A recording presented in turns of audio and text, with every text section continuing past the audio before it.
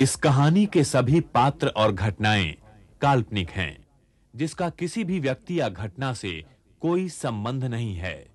यदि किसी घटना के साथ इसकी समानता होती है, तो इसे मात्र एक संयोग कहा जाएगा।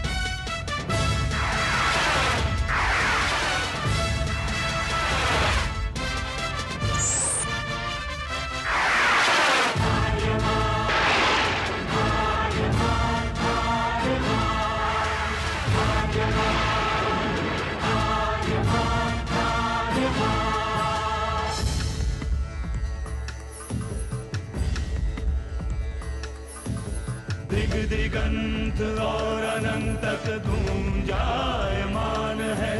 ब्रह्मनाद है विधि का वो अटल विधान है। धर्म की अधर्म पर विजय का वो प्रमाण है। जायमान है वो अटल विधान है। विजय का वो प्रमाण है। ब्रह्मांड का महान योद्धा आर्यमान है।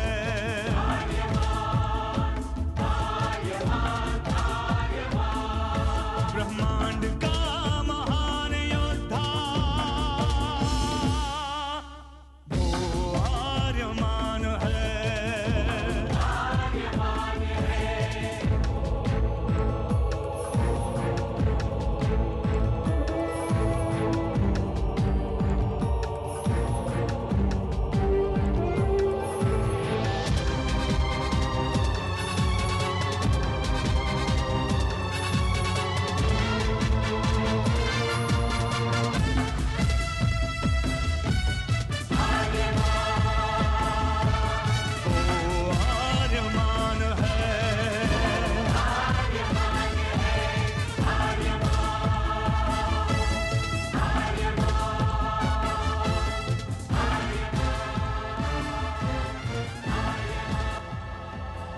अनंत असीम ब्रह्मांड, अद्भुत, विशाल, विराट, जहां असंख्य आकाश गंगाएं प्रतिक्षण बनती रहती हैं, मिटती रहती हैं। हर आकाश गंगा में होते हैं अनगिनत तारे, अनेकों सूरज, और सूरज के साथ होता है अपना सौर मंडल, जिसमें रहते हैं अनेकों ग्रह। न जाने कितने सूरज चमके और बुझ गए, न जाने कितने तारे चमके और खो गए, न जाने कितने ग्रह, कितनी पृथ्वियां, कितनी सभ्यताएं बनी, बढ़ी और खो गई समय की इस अनंत धारा में। इन्हीं अनजानी परंतु अमर गाथाओं में से एक है महागाथा ब्रह्मांड के योद्धा आर्यमान की। बहुत समय पहले पृथ्वी से लाखों प्रकाश वर्ष दूर आर्याना आकाश गंगा में एक ग्रह था, थार।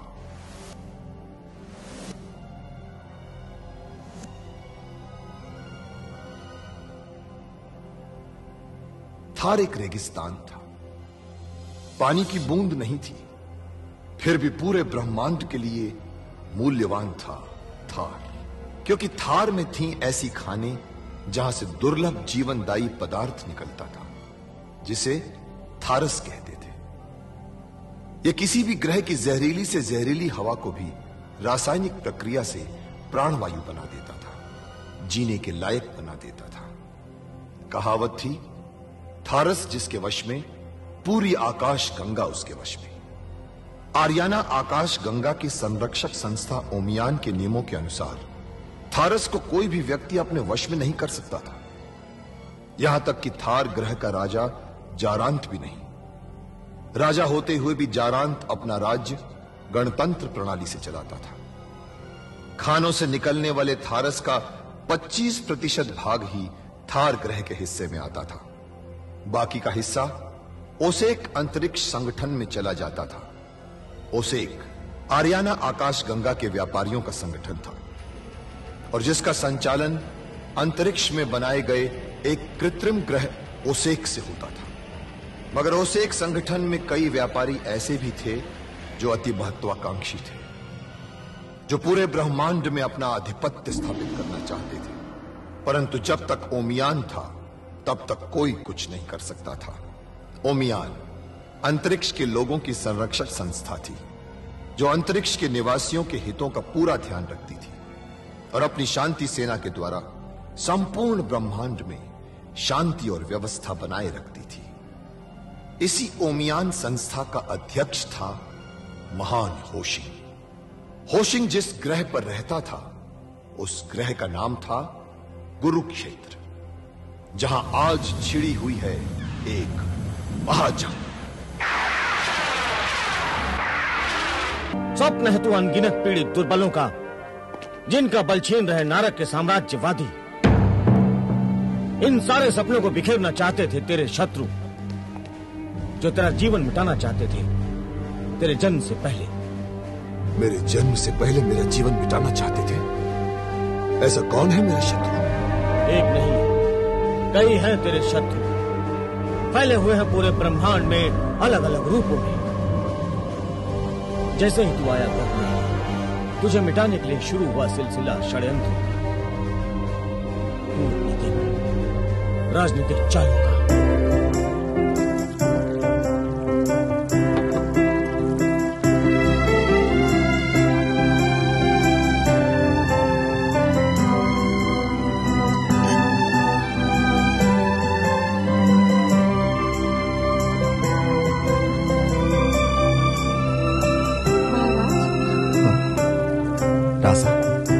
तुम कुछ बदली बदली लग रही हो।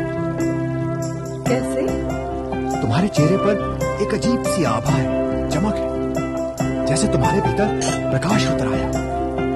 आप तो कविता करने लगे। कुछ तो अद्भुत हुआ है, वरना एक रात में इतना अंतर। ऐसा क्या जादू कर दिया है?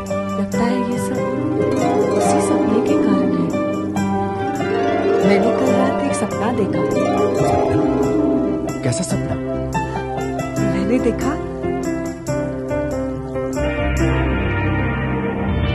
एक राजकुमार अपनी अद्भुत शक्ति से थार को हरा भरा बना रहा है। सच? क्या ये संभव है? सपने भी कभी कभी सच हो जाते हैं महाराज। मैं होशिंग से पूछूंगा कि इस सपने का अर्थ क्या है। सपना सच हो या ना हो महाराज, पर इस सपने ने जो मुझे आनंद दिया है वो भी कुछ कम नहीं है। आपकी राजसभा का समय हो गया है महाराज। बधाई हो महाराज, बधाई हो। चमत्कार घटित हुआ है महाराज, चमत्कार। तो तुम्हें भी महारानी रासा के गर्भवती होने का समाचार मिल गया। महारानी रासा गर्भवती हैं?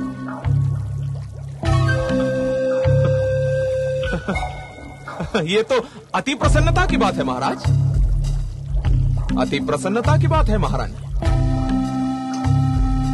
परंतु मैं तो महारानी नासा के गर्भवती होने का शुभ समाचार लेकर आया था महाराज। क्या महारानी नासा गर्भवती है? जी। आश्चर्य है। तब तो रासा की संतान निश्चय ही थार के सुनहरे भविष्य के लिए वरदान है। उसने गर्भ में आते ही चमत्कार कर दिया, नासा की कोख को भी हरा कर दिया। जानते हो शुक्रान, नासा ने एक सपना देखा है कि हमारा यह थार एक बार फिर से हरा भरा ग्रह बन जाएगा। जिसने थार और नासा की कोख दोनों को हरा कर दिया वो अवश्य ही कोई महान आत्मा होगी। रासा, आज से मैं तुम्हें अपनी महिषी और पटरानी का पद प्रदान करता हूं। आज से तुम और महारानी नासा हमारी राजमहिषियां हो, दोनों को समान पद प्राप्त है। इसकी क्या आवश्यकता है महाराज? मैं जहाँ हूँ, जैसी हूँ, ठीक हूँ। तुम्हारे चरण थार में पड़े और थार का भाग्य उदय हो गया। अगर तुम राजमहिषी नहीं बनोगी तो फिर कौन बनेगा? अब आप कहते हैं तो मानना ही पड़ेगा।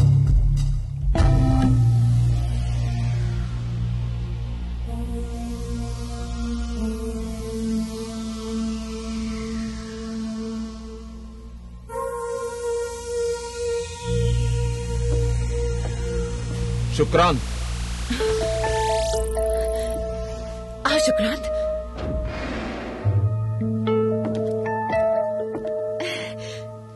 शुक्रांत, तो महाराज की क्या प्रतिक्रिया थी? कितने प्रसन्न हुए? अवश्य प्रसन्नता से उछल पड़े होंगे ना? शुक्रांत, रासा के ऊपर ये मेरी पहली विजय है। नहीं महारानी, महाराज तो आपके गर्भवती होने का श्रेय भी रासा को ही दे रहे हैं। क्या? ये तुम क्या कह रहे हो शुक्रांत?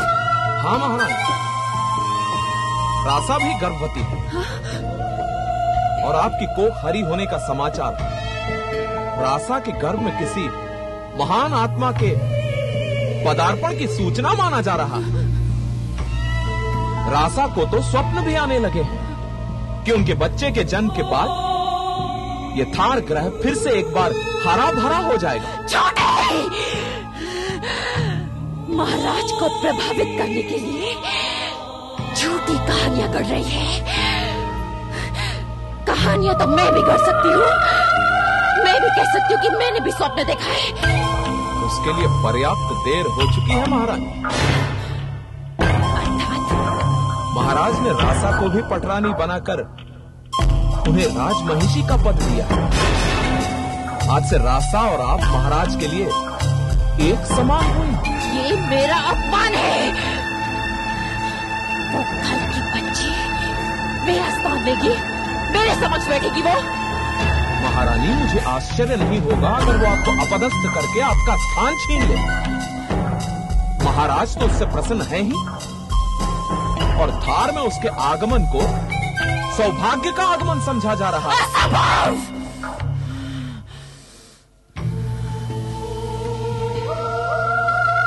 शुक्रांत। जी महारानी। एक शक्तिशाली विष का प्रबंध करो। जैसी आज्ञा महारानी।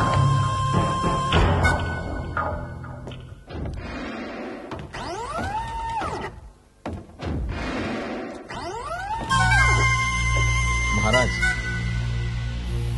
मैंने महारानी को शुभ समाचार दे दिया है।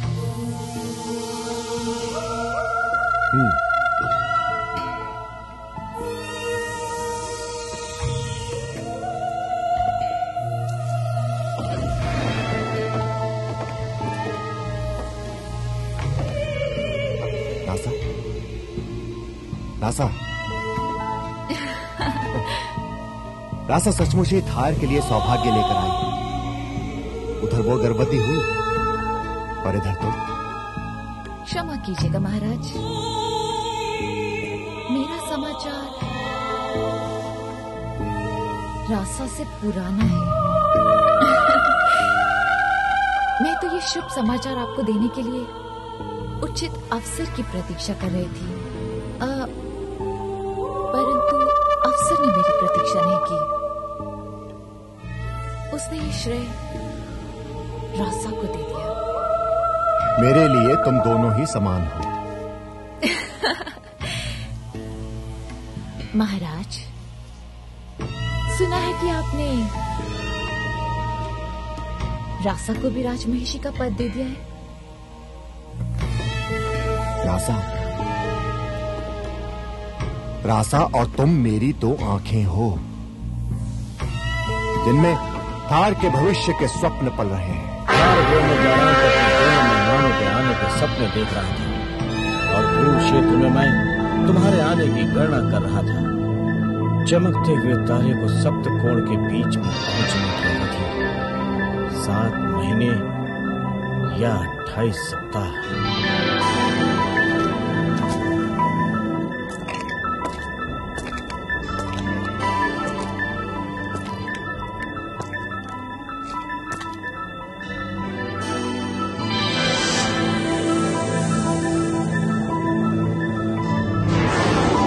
केवल 7 महीने थार के भाग्योदय के लिए, केवल 7 महीने ब्रह्मांड के योद्धा के जन्म के लिए अचानक मैं चौंक गया। परंतु ये अमंगल छाया किसकी है?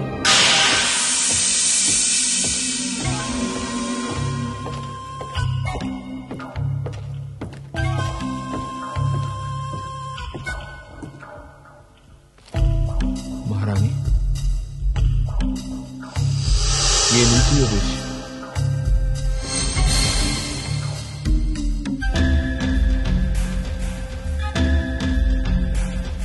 ये विष इतना तेज है कि रासा के गर्भ को जलाकर राख कर देगा। और हाँ महारानी,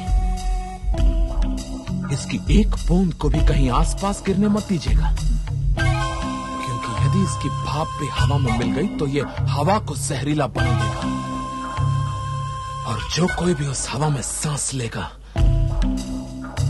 वो जीवित नहीं बचेगा। इसे रासा तक पहुंचाने के लिए कोई ऐसा मार्ग निकालना पड़ेगा जिससे किसी को संदेह ना हो।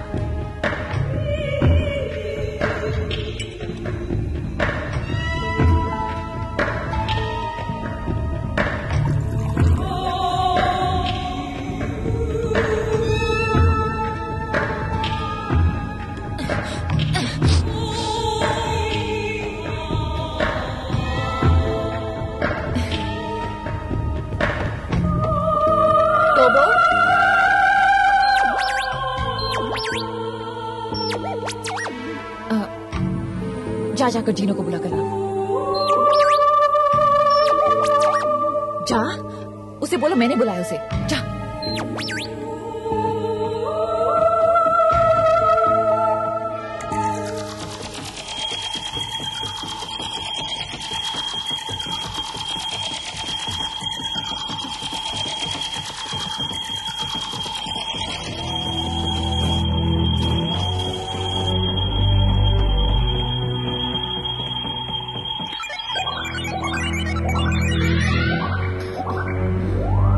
क्या बात है टोपो, अभी जाओ, सोने दो मुझे।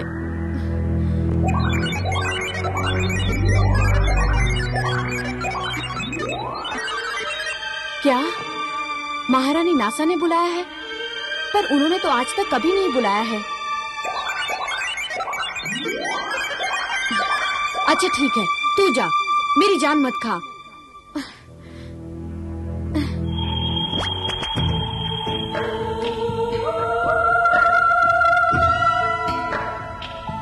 मैं जीनू हूँ महारानी।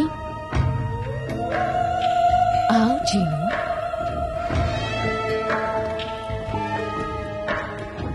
आपने मुझे याद किया महारानी? हाँ जीनू, तू महारानी रासा की सेवा में रहती है ना? जी महारानी। एक बड़ा ही शुभ समाचार है, महारानी रासा गर्भवती है। सच महारानी? हाँ जीनू, यदि महाराज की माता जीवित होती तो कुल की परंपरा के अनुसार महारानी रासा को ये पवित्र चंद्ररस स्वयं पान करने के लिए भेजती। थार में विश्वास है कि यदि कोई गर्भवती स्त्री इस पवित्र चंद्ररस का पान करती है तो उसकी औलाद चंद्रमा की तरह सुंदर होती है। तब तो महारानी रासा को ये पवित्र चंद्ररस अवश्य पीना चाहिए महारानी। तो स्वयं उन्हें क्यों नहीं देती? हाँ, वो तुझ पर कितनी प्रसन्न होंगी। संभवतः पुरस्कार भी दे दे तुझे। ये तो मेरा सौभाग्य होगा महारानी। परंतु उनसे ये मत कहना कि ये मैंने भिजवाया है। पर क्यों महारानी? औरतों का स्वभाव तो तू जानती है ना जीनू। संभव है कि महारानी मुझ पर संदेह कर बैठी कि स्वयं बांझ होने के कारण मैंने इस पवित्र चंद्र रस में उन्हें विष मिला कर दिया है। फिर वो इसे कभी स्वीकार नहीं करेंगी। हाँ, उसे अपनी ओर से ले जाएगी तो वो तुझ पर संदेह नहीं करेगी और वो इसे स्वीकार कर लेगी। मैं समझ गई महारानी, आपका हृदय कितना विशाल है। आप महारानी रासा पर उपकार भी करना चाहती हैं, तो गुप्त रूप से। उपकार कहाँ जीनो, इसमें तो मेरा स्वार्थ है ना। स्वार्थ? महारानी रासा माता बनेंगी तो मैं भी तो बड़ी माता कहलाऊंगी ना। ये और ध्यान रहे, इस पवित्र चंद्र रस की एक भी बूंद भूमि पर न गिरने पाए। आप शकुन होता है। आप चिंता न करें महारानी, मैं ध्यान रखूंगी।